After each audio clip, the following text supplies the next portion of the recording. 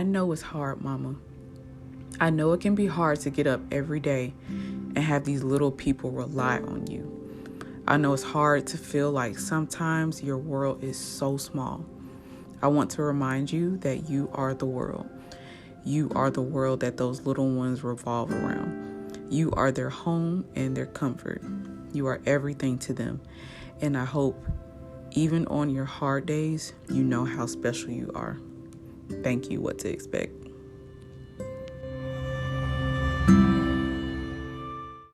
Welcome on show.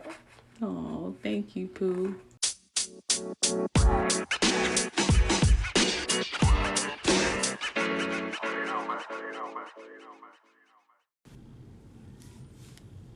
Welcome back to Journey from Infertility.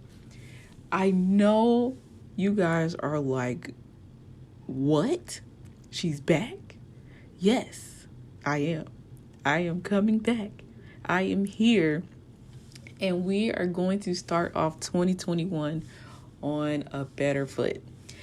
If you don't know, it's your favorite person in the whole world.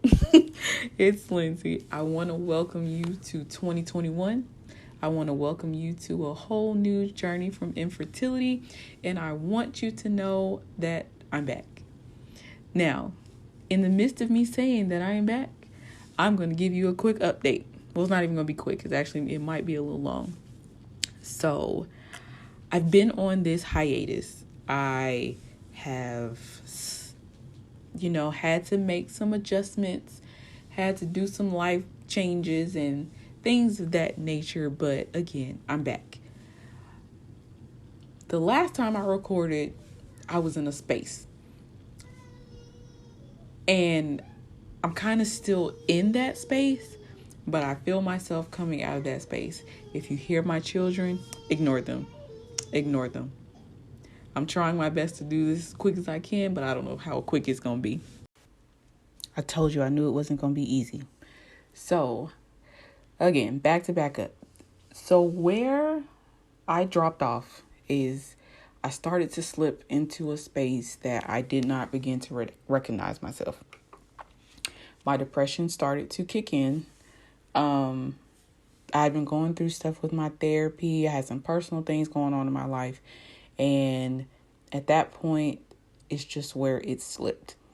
And I still have not fully come out of it again. And, dealing with my depression, with the kids just having birthdays, holidays are coming up, COVID's running rampant, 2020 is just trash as usual. Going through things, with not even to be in my business, but stuff about my marriage and things like that. And the weight of the world is starting to pile up. And it's just piling up and piling up and piling up and piling up. And I'm not dealing with it. Now, still talking to my therapist and getting through, some things. And I had some groundbreaking stuff, but there was a straw that hit the camel's back. And I hit a point that I could not come back from. So I had to literally take a break to regroup, to rethink, to collect me, because outside of this podcast, work, being a mom, being a wife, I'm about to be a student. I had to take a moment to regroup. And my mental health is very, very important to me because I neglected it for so long. And this was a space that I've not probably been in since I lost Isaiah. So it was hard to come out. It's still actually hard now to come out of this space. But what I've realized is that I was okay when I was recording. I was okay when I felt like I had somewhere that I needed to release. And that is where I'm going to start getting back to what I was doing. And this was the joy that was given to me in the midst of a pandemic, in the midst of being a mom, in the midst of being a wife, in the midst of being an employee. I switched jobs last year. A lot of things have changed in my life, and it all was coming kind of fast at me, and not realizing that I'm putting everything else in front of me and not taking care of myself. So yeah, the weight of the world started to kick in, that postpartum started kicking in, and it was just like, hey, I'm finna sit on your back for a while. And it literally is still there. Like it's kind of pushing it off now, but it's a work in progress. Thankful enough, I have a therapy appointment coming up next week, because I've kind of pretty much gone all of, I'm going to say all of December without talking to my therapist, but pretty much all of all of December. So now we're in January, we're starting over again. And I've got a renewed sense of excitement about trying to do this podcast.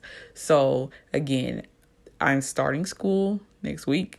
I have a therapy appointment next week. So I will be doing this bi-weekly. I got to, work on some time management stuff, but I'm going to get this right. We're going to do this correct, and I'm going to be back with more stuff. So one thing that I did want to talk about is that right before holiday time, I wanted to talk about triggers.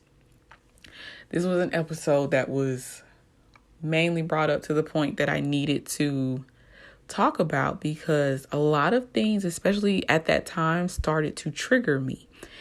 And I don't remember what, I'm not going to call it a fake holiday, but a lot of holidays and stuff are starting to pop up. Like I think it was National Son and Daughter Day. And me and Emmanuel were literally, I think it was like a couple days apart from each other. And, he had sent me a message and was telling me like, okay, I'm not feeling this right now, because I'm seeing people post their pictures of their daughters and things like that. And, I feel real, I don't even want to be on social media today. And so I, consoling, understanding. And then a couple of days later, it was National Sunday. I lost it. And I just could not recover that day. And usually stuff like that does not bother me. It doesn't bother me in the sense that I have to deal with it, or, whatever the case may be. I usually don't let stuff like that get to me like it used to. And the day that happened, it was just like all hell broke loose in my mind. I cried. I had to retreat, to log off social media, like literally log out of social media for the day, because I was so upset. And like I said, I have not had that happen to me ever. And I've seen this happen years and years, before. But I don't know what it was about this year that, not even this year, 2020. I don't know what it was about that day last year that put me to a point that I could not take it. It was the worst feeling that I'd had probably since I lost him. And I don't know what made that grief so immense that time that I couldn't deal with it. And it felt like a downward spiral ever since that day. And we were supposed to be doing an episode about it, and we just never got around to it because I never slipped up and I never slipped out of that because I was so upset. And so I think that's one of the things that I've had to kind of recognize in the midst of all of this that's going on, is that I let a lot of stuff trigger me after that. And I never recovered from it. So when it comes to these triggers, I have to be mindful, and I've had to learn to reset myself when things are going wrong, because I've literally been lashing out. I've been upset, And people around me have been like, are you okay? Because this is not you. And I realized it's not me either. So I literally had to retreat to me because I needed to do some self-evaluation and see what it is that's actually triggering me.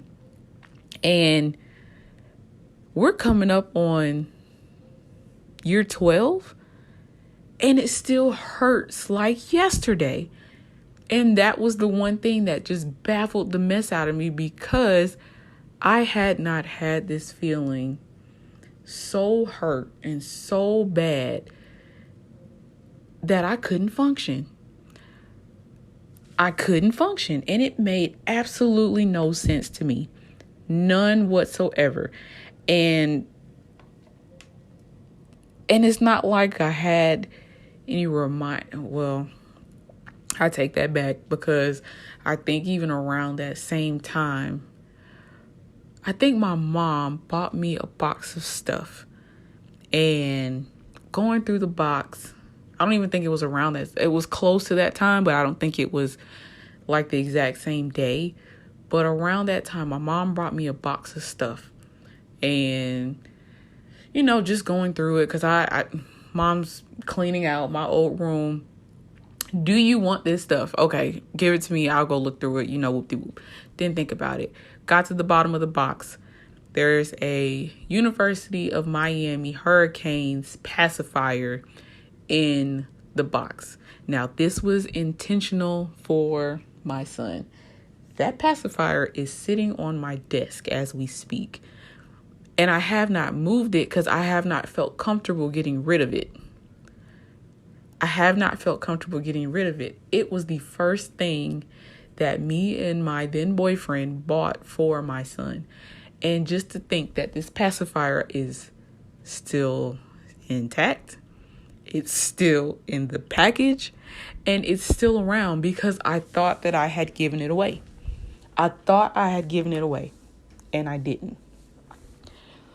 So me still holding on to that, I think, is probably one of the few things that I still have of my sons, because I was so anxious and so eager to get rid of a lot of things that I didn't want to keep it. And I didn't want the memories of it. But was that the right thing for me to do? Was to get rid of all of his stuff? Who knows? Do I think that it probably would have hindered my healing? Or even with me giving away all the stuff, did that hinder my healing? I still don't know. I mean, it's still a 50-50 at this point, because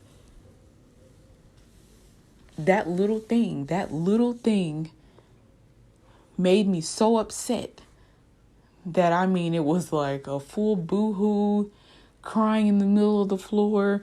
And I couldn't talk about it when it happened, because I don't think anybody understood at that moment. Because my husband was looking at me like, why is she crying? But my mom knew. My mom knew what it was.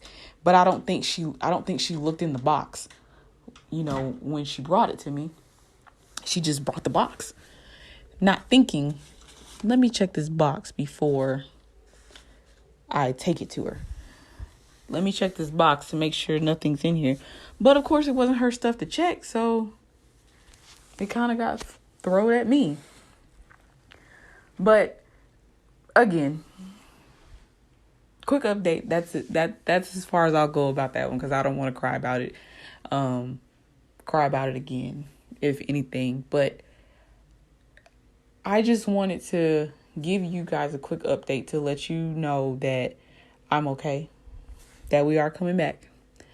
So I am going to be releasing a new episode, not next week, week after next. But this is a quick update, and I just want to let you know I have not forgotten about y'all. I hope you haven't forgotten about me.